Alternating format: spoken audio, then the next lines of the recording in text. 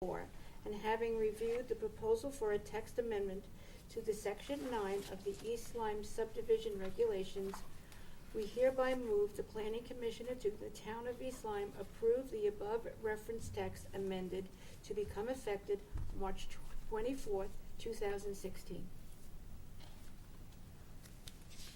Do I hear a second? Second. Second from Ms. Bankston. Is there comment? Any further questions? Sorry, where were you reading this from? There was a handout that Mr. Gaishel provided Turn that around. summarizing the changes to the, Look at what, miscellaneous, it's the back. it was of loose this. leaf. Okay, sorry. Yeah, she didn't make that up off the top of her head. She had, No, she had help. I saw the glasses. Okay. She actually almost got away with it. We have a motion. Did we get a second? Me. Yep. Is there further discussion? All those in favor say aye. Aye. 6-0-0. Thank you. Brings us to zoning referrals. Proposed changes in the zoning regulations or boundaries shall be referred to the Planning Commission for report. It shall contain the findings of the Planning Commission on consistency of a proposed regulation or boundaries change with the plan of development, and any other recommendations that the Planning Commission deems relevant. Failure of the Planning Commission to report prior to or at the hearing shall be taken as an approval of such proposals. The report of the Planning Commission regarding such proposals shall include the reasons for the Commission's vote and shall be incorporated into the records of any public hearing held thereon by the Zoning Commission. A proposal disapproved by the Planning Commission may be adopted by the Zoning Commission by a vote of not less than 2/3 of all members of the Zoning Commission. That brings us to the application of Theodore A. Harris for a text amendment to the East Lyme zoning regulation to add a definition for an anchor store in the Gateway District. In your packets, you will find supporting documentation to the, which amounts to a letter from Secretary of Zoning, Mr. McPherson. At the end of your packet, a letter from Ted Harris, and a copy of the text which is proposed to be added to the zoning regulations. That's this one, right? Yep, and just for the sake of edification, let's read it. I'll read it out loud. Anchor store in the Gateway District.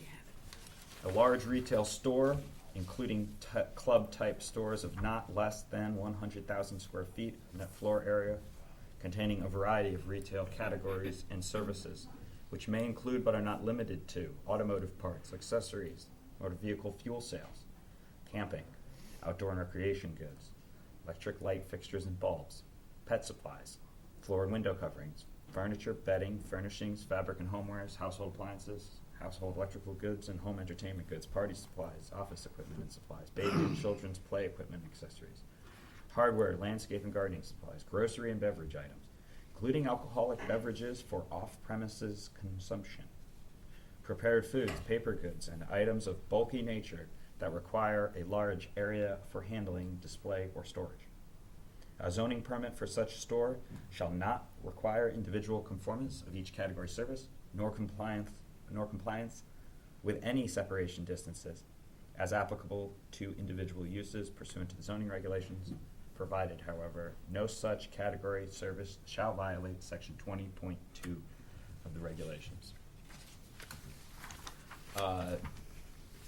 Mr. Gaishel, do we have the zoning regulations just to reference section 20.2? We do. Can you summarize what that is for us?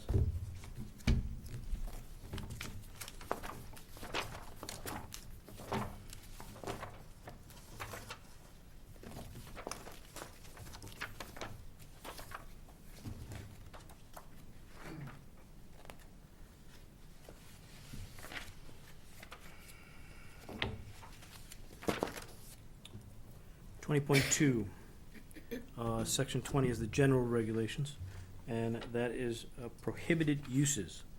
Within the town of East Lyme, no building or structure shall be erected or used, and no lot shall be used or occupied for any of the following purposes. And there are three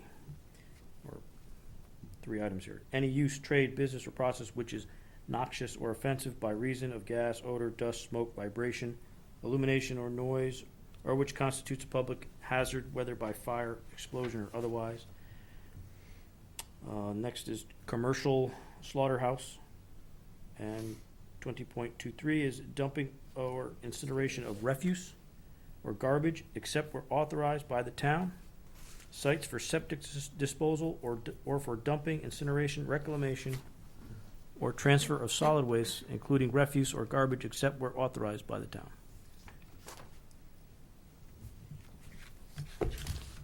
Very well. So, for new commission members, it's worth reflecting momentarily on exactly how this text amendment arrived on our desk. It was noted that there is going to be a public hearing on the 24th, later in the month, by the zoning commission, yes, March 24th. As our charge as the planning commission, we would be reviewing this proposed text amendment on a basis of consistency with the proposed regulation or boundary change with the plan of development.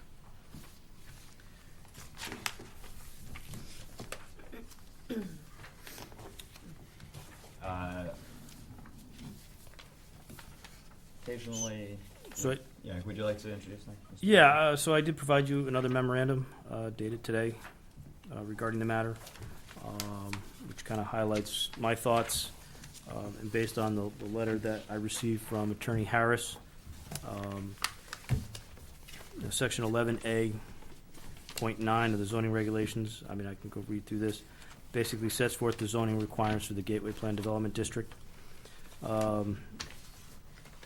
And to that extent, a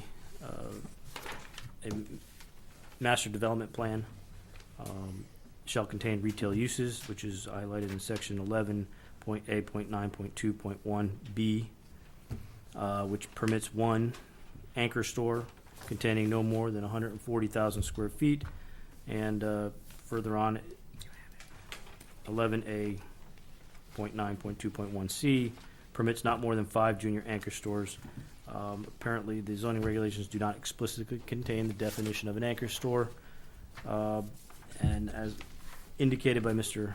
Harris's letter, a prospective tenant wants to solidify what that means, an anchor store. So with that, I would believe that this is more of a housekeeping item, but I guess I did provide you sections of the POCD where I found it consistent with Chapter 4. Obviously, is the Gateway Plan Development District is consistent with that chapter.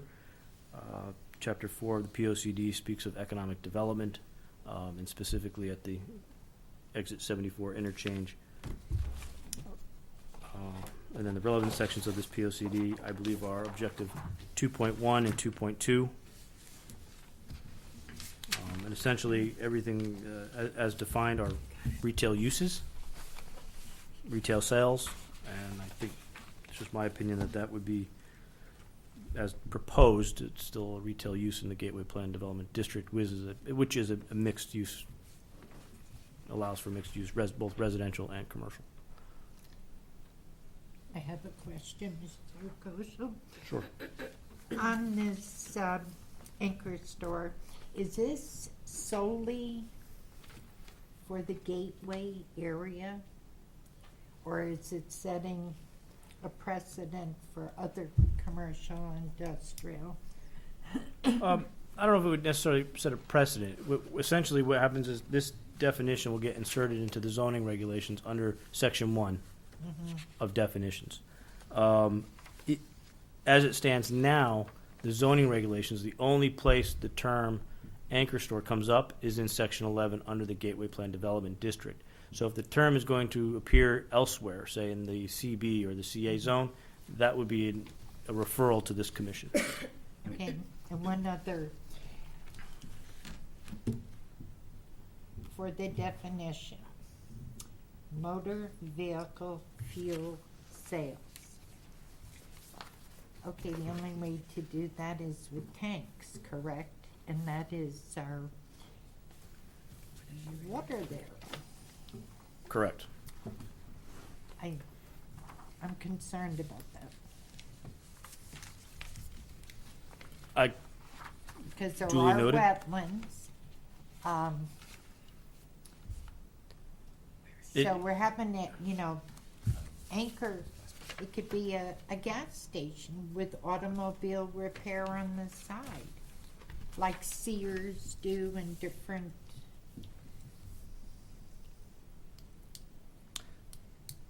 I didn't see, I mean, did anybody see vehicle repair? Well, motor vehicle Fuel fuel sales. sales, So automotive parts, camping, outdoor recreation goods. I'm really concerned about the motor vehicle fuel sales. Can I ask a question referring to that exactly of Joan's question? Sure. If it isn't a service garage of changing oils and liquids and everything else, it would be the same thing? This is just automotive parts and accessories of motor vehicle and fuel sales. Does that have anything to do, according to Joan's thinking, that we would need to be careful of that because we wouldn't want that to seep in? But I honestly don't think that that's what this says. They're saying if they have a gas station, they could sell fuel. It's an Right. item that they sell. Right. I don't believe that this says that they could actually repair vehicles on the Like a site. garage, a mechanic. Right. Right. If I could clarify this, that is our supply of water. Beneath that, That's correct. I have a real hard time with it. I have a question also, because prior to that is which may include but are not limited to. They can sell guns, they can sell bullets, they can do anything like Walmart does. How near are they to the school? Just, I mean, I half mile. isn't there a range of alcohol being sold within school property? I believe there's a section in Of course. the There's regulations. As a matter of fact, we had a referral a year or two back regarding changes to that section of the zoning regulations, if I Where the recall, liquor store is. about liquor stores. 100 feet. So down. I don't think that the sale of, and that was, I have to pull it out. No, I I think- mean, it's, I don't, are we gonna agree on anything tonight? Do we have to agree on this? Well, if the commission fails to act or take it up at their next or before the public hearing, there's a good chance that that could be construed as the commission being in I agree. favor Right. of the. That's a good question. Sometimes we have two meetings before they actually take action. In this scenario, we don't have a second meeting scheduled for March. So this would be March 1st and March 24th.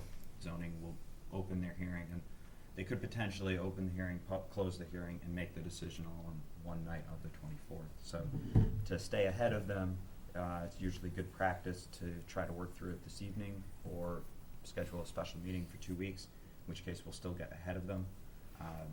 We just recently had a similar workflow for the farm events application, which was, we knew zoning was going to be opening a hearing. We conducted a special meeting in order to put our thoughts in motion and get to them. And in that case, I believe one hearing closed and a second hearing is still open. So it's an example of sometimes zoning doesn't get it all done in one night.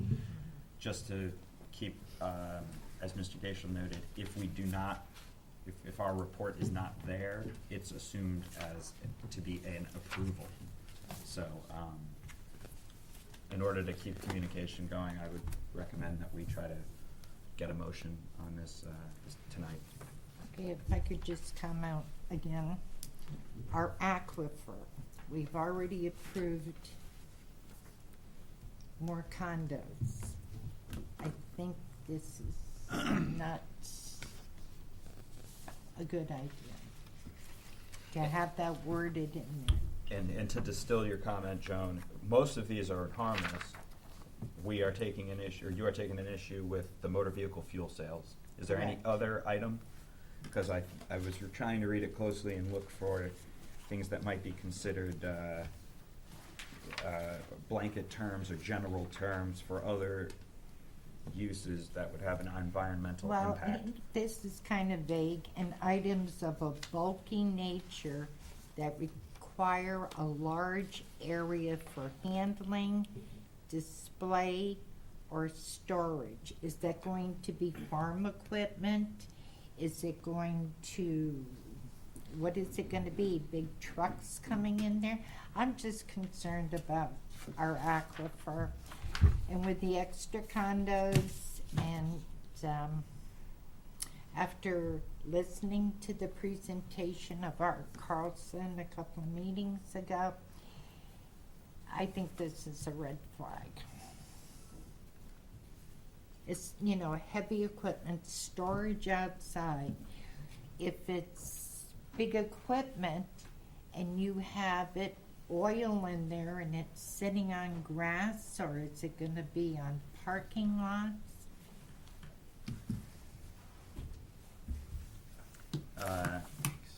I agree with Joan's comment. It's 100,000 square foot, so the scale of this is substantial.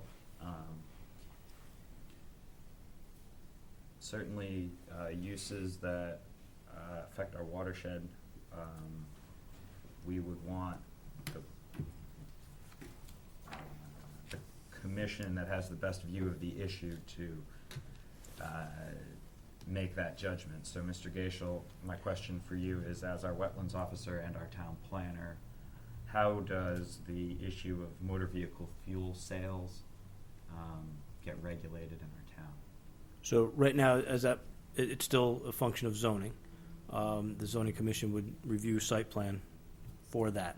The zoning commission also acts as the aquifer protection agency, and essentially would regulate the existing underground storage tanks through a registration process that has been set up. Because obviously, you're not going to tell an existing business to pull out their tanks just because the law has changed. Now, what it does do is it does prohibit the installation of underground storage tanks within what they call the aquifer protection area. That area is essentially a direct recharge area for the municipal supply water well under a drought condition of 6 weeks or something like that. 6 months. 6 months, sorry.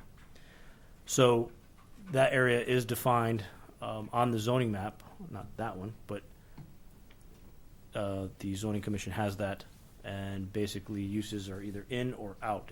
Basically it's an overlay district. There are several in town because we have multiple wells, so that's the agency that would take up that issue as to whether or not fuel sales would be permissible on that particular site. And just so we're understanding exactly where the issue is, motor vehicle fuel sales is not in itself an issue. It would be the associated spillage and pollution that would be the issue. Right. So Is what is best practice for a gas station, and how could they? right, and again, my feeling is that that's a zoning commission function, and they're saying, is the definition they're proposing, is it consistent or inconsistent? So they're just looking for a definition. So prior to this, I was of the opinion that retail sales are retail sales permissible within the zone, whether or not the uses of gas station or dry cleaners, or dry cleaners is a service, but or selling widgets. The point is still retail sales. Are retail sales consistent with the zone? Right, the zone is a byproduct of a recommendation that came out of the POCD, I think back in the 90s, 98, and somewhere in that realm. The Yale Charette actually proposed this area for a development district. And since then, that has been the consistent throughout the last at least 2 iterations of the POCD.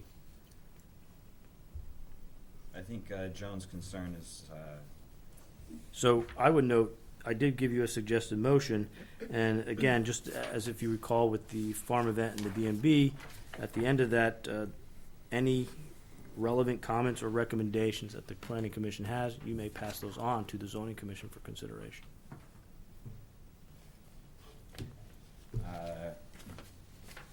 and with respect to the Aquifer Protection Zone, that is administered by the Aquifer Protection Agency, which is in fact the zoning commission. Right, and the adoption of that overlay zone, I believe this commission actually looked at and found obviously consistent. We did find there was as part of that, as noted on the map to your left, there's a secondary and primary recharge area. Mhm. Those areas have been since removed from the zoning map. And I believe the commission found that inconsistent with the POCD. And with respect to the presentation from Mr. Carlson, the chairman of our Natural Resources Commission, one of the takeaways from his presentation was that all the water in the watershed reaches our wells. So the hierarchy of Aquifer Protection Zone is misleading when you realize that the Patagonia watershed, as a complete watershed, recharges our wells. A component of the watershed is the aquifer, which is sand and gravel underwater.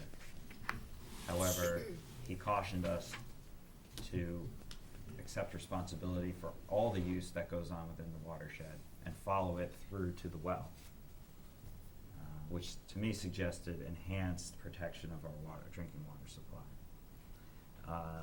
As it relates to Joan's comment, this would be a perfect example of a test of our commitment to the watershed, and what might, as you drafted here, is largely a motion, or largely a text definition consistent with our POCD. Our challenge would be to find something in the plan of conservation and development with language that supports the omission of motor vehicle fuel sales, or the some sort of caveat on the motor vehicle fuel sales. Do we have any go-to objectives in our POCD that fit those concerns? Mr. Gosham, I don't like the wording of this. A zoning permit for such store shall not require the individual conformance of each category / service, nor compliance with any separation distances. That is confusing. So if it goes to zoning, they don't have to conform, there's no that's one section? They shall not have to require individual conformance for each category. So Well, service of motor vehicle fuel sales is one category. correct. Also, again, I think that's written in the context of the Gateway Plan Development District. So if you look at the regs, and in this particular case, they have a plan, a master development plan. Let's go get our section. And while Mr. Gaishel's finding that, I'd like to just reference the zoning regulations for the Gateway Plan Development District. Under section 11A, there's a purpose. The purpose of the Gateway Planned Development District regulations are to coordinate development of properties under separate ownership and provide safeguards that one or another early development does not jeopardize maximum build-out. I wanted to drill down on that term, maximum build-out, and ask Mr. Gaishel for the plan of the Gateway Planned Development District. Where is that? Am I downstairs in the office? Okay, that's complete? They have a master development plan that has been approved. Right. Well, it says that these regs are intended to not jeopardize maximum build-out, so. So what they envisioned when they approved the master development plan is that that was the maximum build-out of the site. Consisting of what? I believe 1 anchor store, 5 junior anchor stores, and A road? a road, and then a handful of smaller retail, commercial buildings. So, you following, carrying through the. So if you look under, this is where I pulled up 11.8.9, which is the master development plan. And this is, it says, as an alternative to the traditional parcel by parcel development of the GPDD, Gateway Plan Development District, under the preceding provisions, the commission may, subject to a public hearing, adopt a master development plan that modifies the zoning requirements of the district in accordance with the following standards, and it goes through all of that. So I think in the context of an anchor store, the definition, just going back to but Joe not being comfortable with the language, a zoning permit for such store shall not require individual conformance of each category. I think that's because under the master development plan, they're already modifying some of that.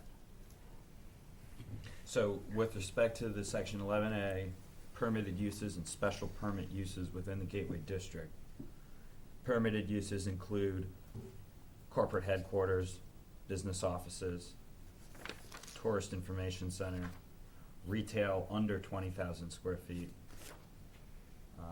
tourist information center, health club, studios for recording television, radio, and motion pictures, trade schools. I don't see this anchor store fitting under permitted uses because it's under 20,000 square feet. So that brings me down to the. That's why I'm directing you to section 11.8.9. What about special permit? Oh, even under special permit. As I see a special permit, it's light manufacturing facilities, hotel with conference center, parking garage as accessory use, and 11A24, retail complex, 20,000 square feet and over. No one store over 20,000 square feet. That's what it says on my right. Right. I had the same thing when I read that. I was like, how are they going to approve a 130,000 square foot building? Keep going on to the master development plan 11A.9, and under there, under retail uses, it's 11A.9.2.1.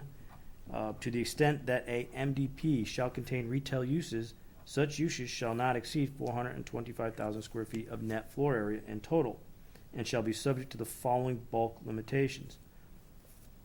And item A was not less than 25% of all retail space in the MDP shall be contained in stores with less than 20,000 square feet of net floor area. B, not more than one anchor store containing no more than 140,000 square feet of net floor area shall be allowed. So that's where because you provided a master development plan, they're then allowed a 140,000 square foot building under that plan. If they were to parcel by parcel build out, they're going to be subject to the other permitted uses and special permitted uses found in 11A1 and 11A2. Is this location of a proposed sale of gas, would that be included in that number of square footage?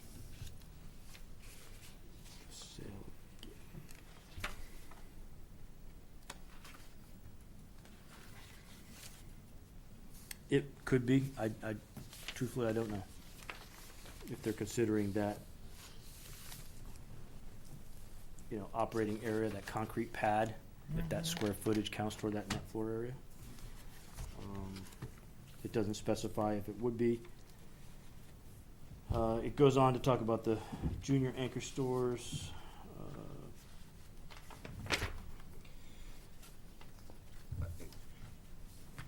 I just want to make sure I'm understanding this. I don't.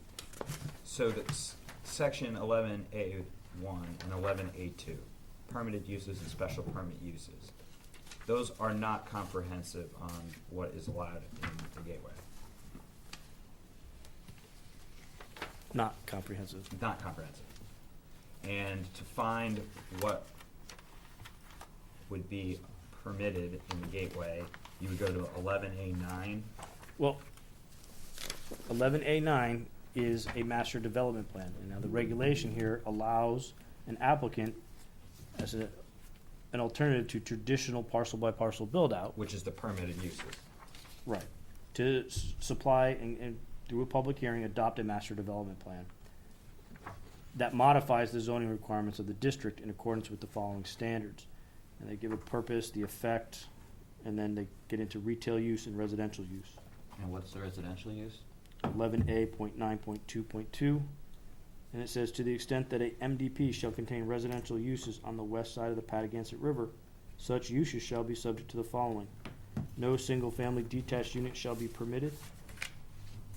B, such uses shall be designed and located to minimize the impact on the surrounding areas by incorporating one or more of the following. Buffers to adjoining residential uses, locating the lower density uses in areas near existing residential uses. 3, providing open space and/or recreational areas. And 4, providing architectural and lighting controls. And C, the total number of units shall not exceed 280, and I believe that's since been revised. Okay. Because it's the same relationship for 11A25, which is a special permit for residential as mixed use, parentheses, restricted to one floor above office or business use. Stand-alone residential units shall not be permitted. There's an exception to that if what you call it, a master development plan is submitted. That's what the 280. Yeah, right, well, the one thing I say that is consistent here is there's no standalone residential units. The difference here is that the residential as a mixed use is restricted to one floor above office or business use. So your first use has to be an office or business type use, whereas under the master development plan, residential uses can be designed and located to minimize impact on surrounding areas by doing a few things. I guess there's you could put it over a larger commercial retail use. It doesn't say you can't. So, question. Costco's one floor, they can build apartments above Costco? Well, Was that I just heard? that's what I'm saying, is that it doesn't say they couldn't. Right. In terms of residential uses, all this calls out is that to the extent that a master development plan shall contain residential uses on the west side of the Patagonia River, such uses are subject to some other restrictions. At the same time, my understanding of a master development plan is that